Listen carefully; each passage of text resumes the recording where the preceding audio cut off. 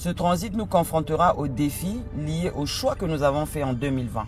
Par exemple, si vous avez commencé un nouveau travail, pris des décisions importantes concernant vos relations, cette relation va vivre des tests. Ceux qui avaient décidé de quitter leur travail pour se mettre à leur propre compte va vivre des challenges pour savoir si ça vaut le coup de continuer ou d'arrêter ou voilà.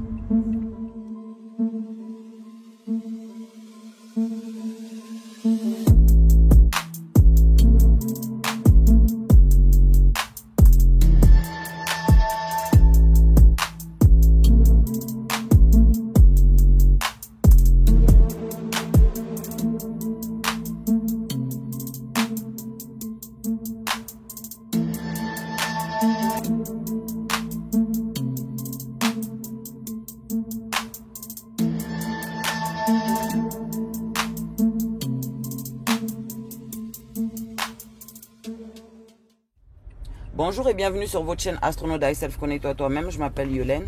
Aujourd'hui, nous allons explorer un transit astrologique important qui est le carré de Saturne et Jupiter. Ce transit est très signifiant car il survient 3 ans après leur conjonction de décembre 2020. Pour rappel, la conjonction de Saturne et Jupiter avait eu lieu le 21 décembre 2020. Cette conjonction marquait le début d'un nouveau cycle de 20 ans. Rappelez-vous qu'à cette époque, nous avons été invités à prendre des décisions importantes, à changer de direction ou à se lancer dans des nouveaux projets. Et tout cela était dû au chamboulement de la pandémie du Covid-19.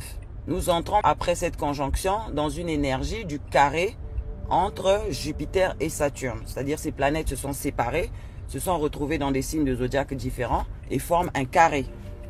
Un carré en astrologie représente une énergie de défi qui pousse à l'action. Ça peut se traduire par des obstacles ou des défis. Le premier carré aura lieu le 19 août 2024 à 17 degrés des signes du Gémeaux et de Poissons, c'est-à-dire Jupiter est en Gémeaux et puis Saturne est en Poissons.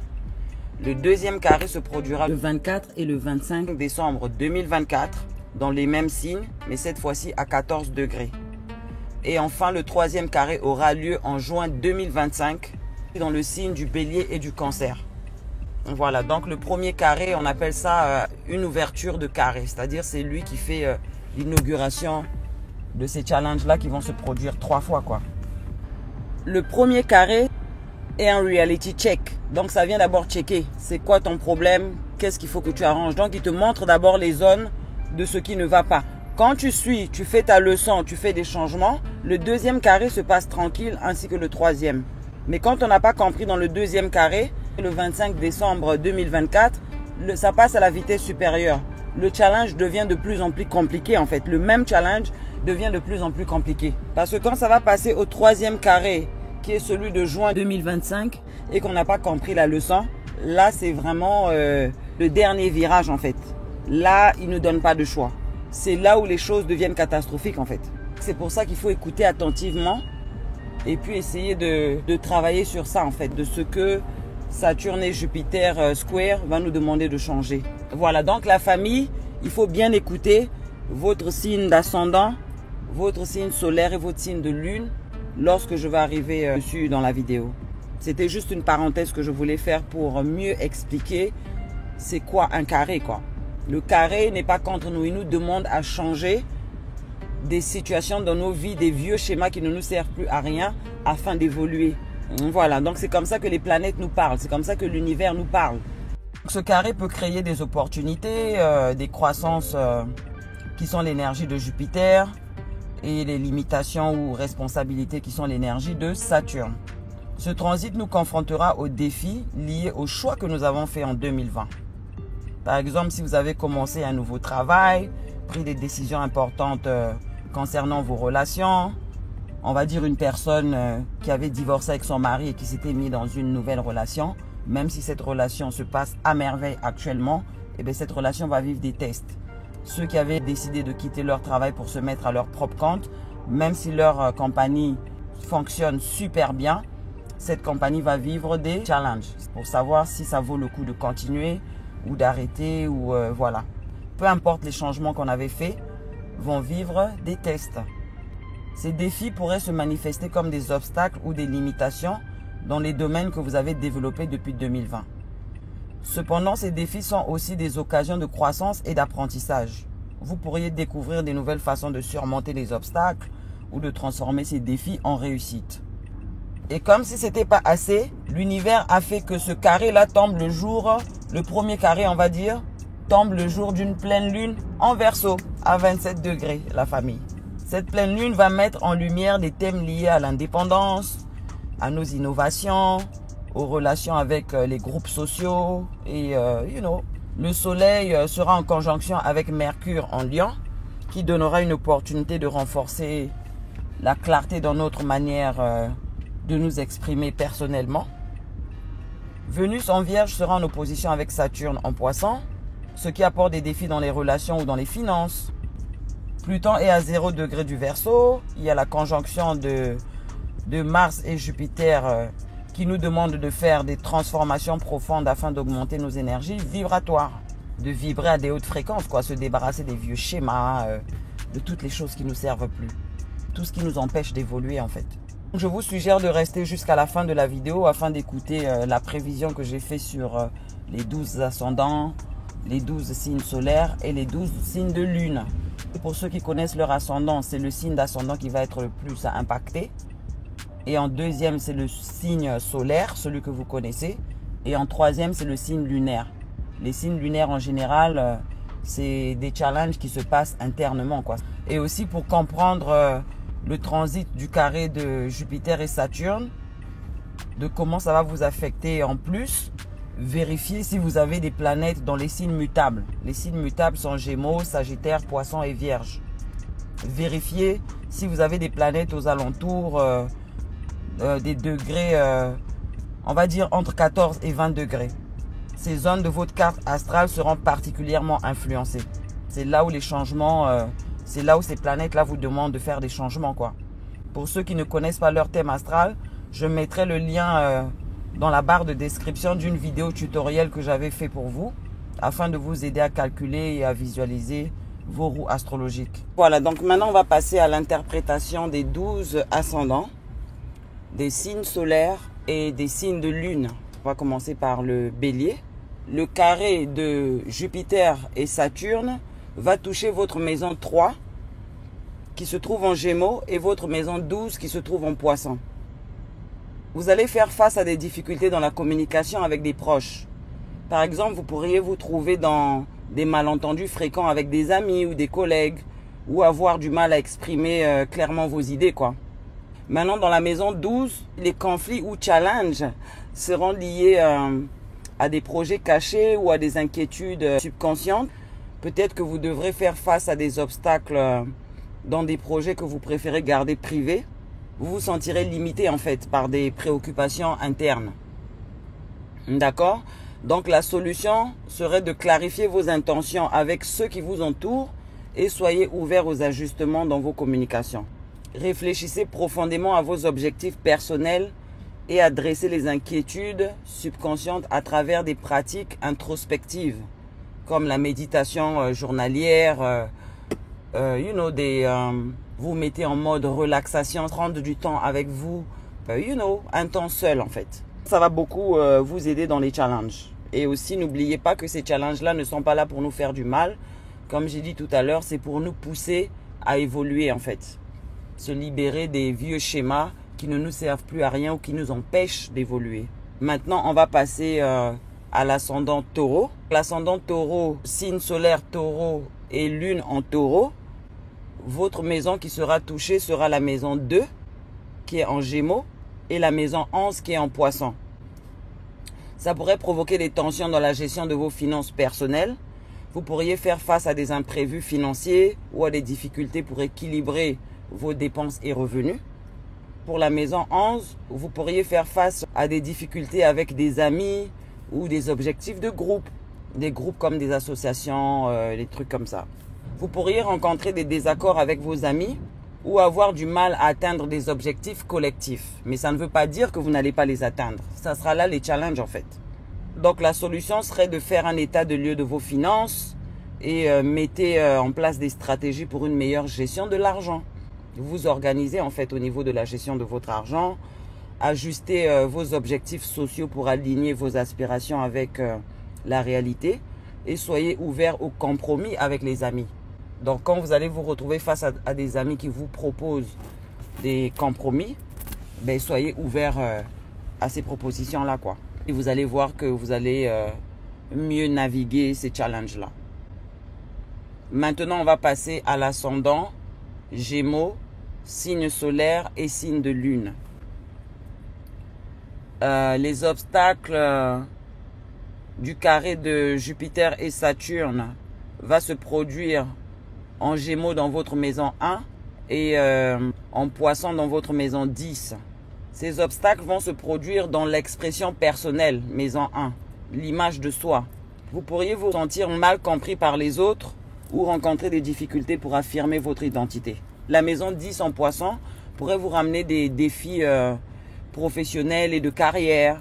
Vous pourriez faire face à des obstacles importants dans votre progression professionnelle ou dans la réalisation de vos ambitions de carrière.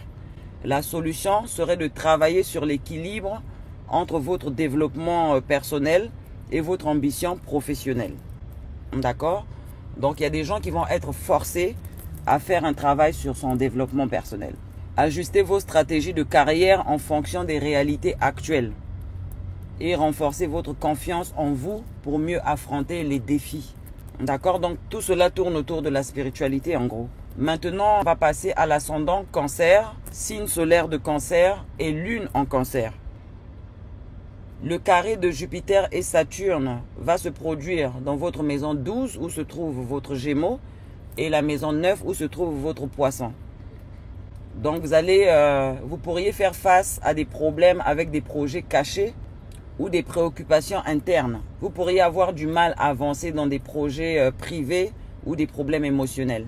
La maison 9 en Poisson pourrait vous ramener à faire face à des limitations dans l'apprentissage ou sur des voyages que vous pourriez effectuer.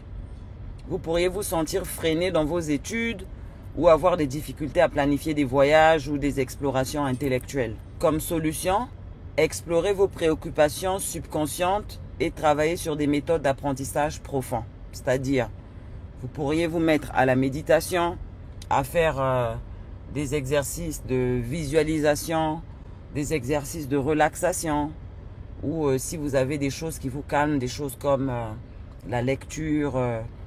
Il y a des personnes, c'est quand ils font du sport que ça leur donne la paix de l'esprit. Donc, ce serait bien à ce moment-là, quand vous serez confronté à ce genre de situation, d'appliquer ça. Réfléchissez à vos aspirations spirituelles et académiques. Soyez prêts à ajuster vos plans de voyage et d'études en fonction des réalités présentes. Si vous avez un voyage et qu'il y a quelque chose qui vient empêcher, c'est pas la peine de forcer, suivez le flow que l'univers vous présente. Parce que toute chose arrive pour une raison.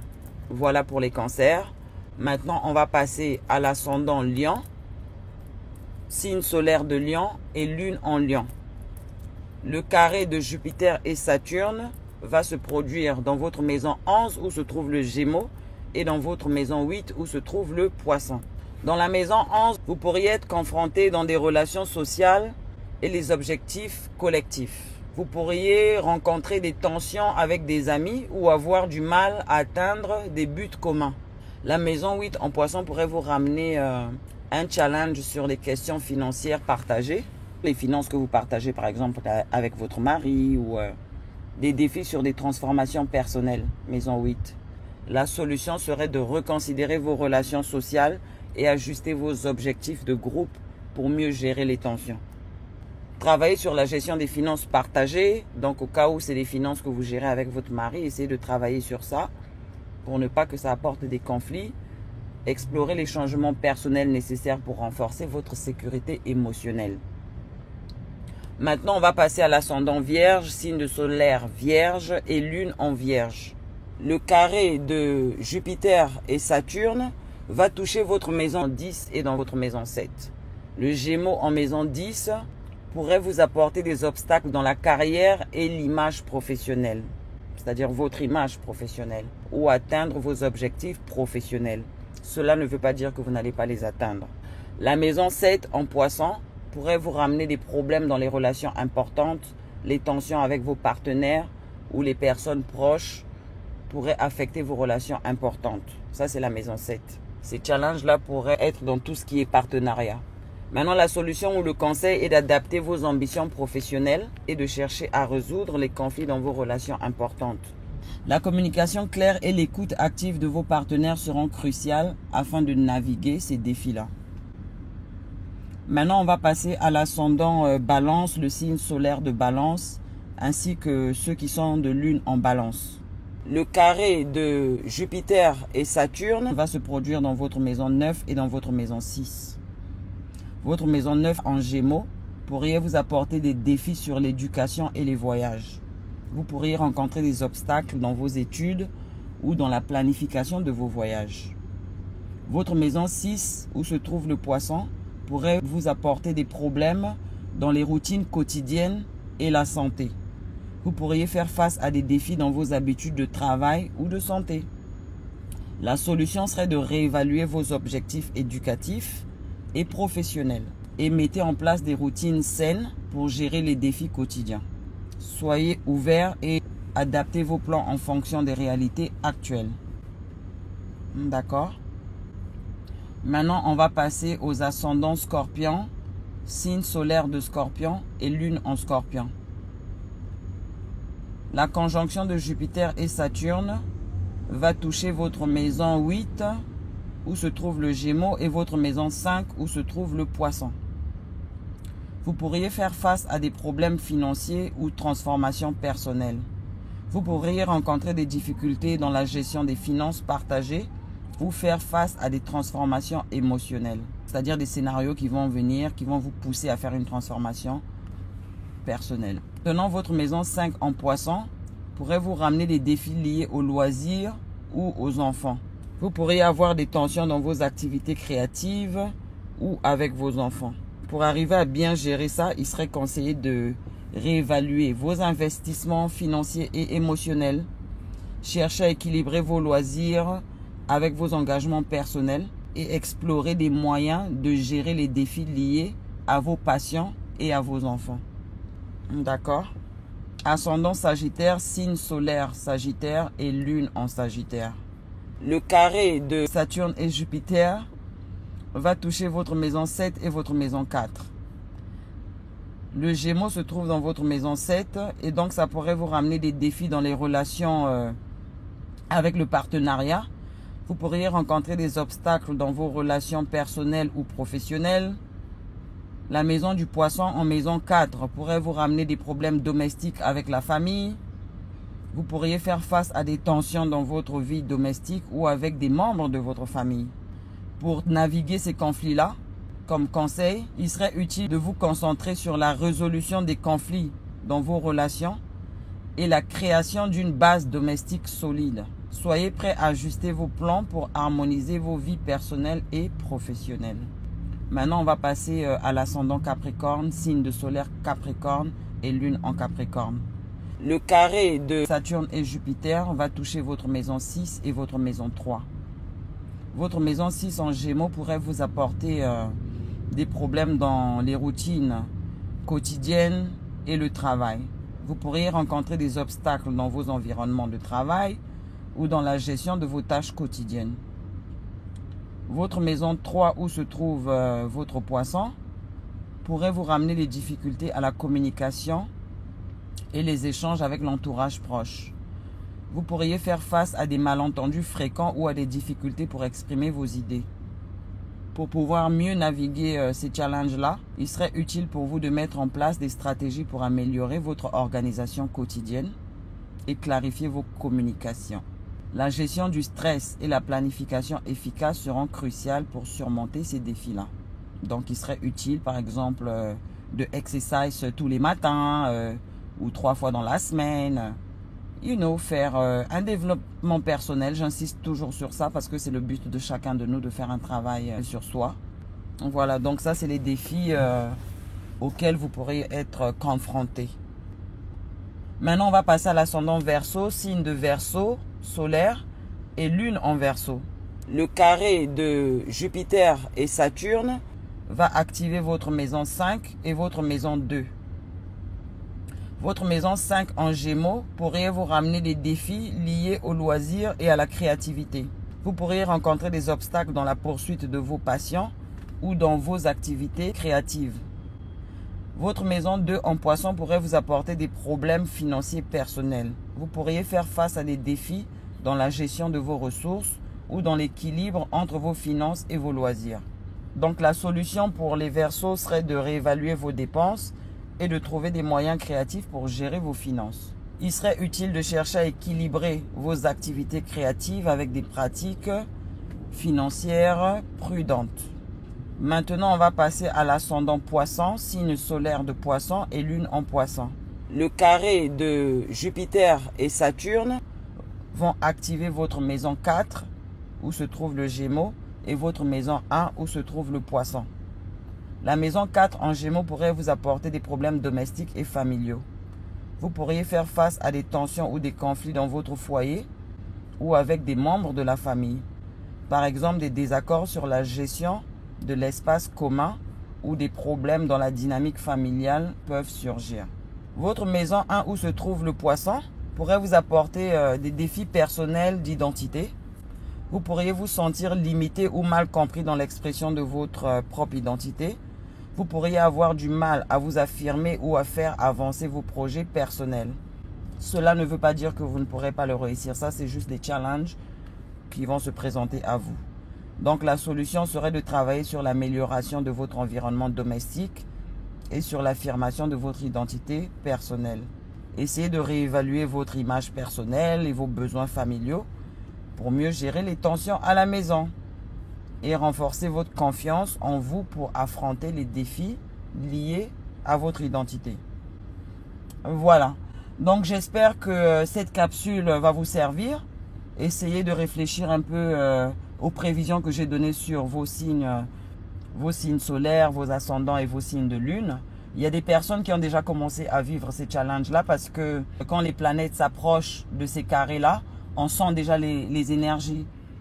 N'hésitez pas à réécouter la vidéo si vous l'avez trouvée un peu compliquée. J'ai essayé de parler le plus simplement possible car je sais que le langage astrologique n'est pas facile à comprendre. Donc n'hésitez pas à partager la vidéo, à liker. Abonnez-vous aussi pour les nouveaux. Partagez vos réflexions dans les commentaires sur les tests que vous avez eus en 2020. Faites briller votre âme qui ne demande que ça. Bon transit, bonne pleine lune, bonne réflexion et bonne évolution spirituelle. God bless you all and love you all. Peace.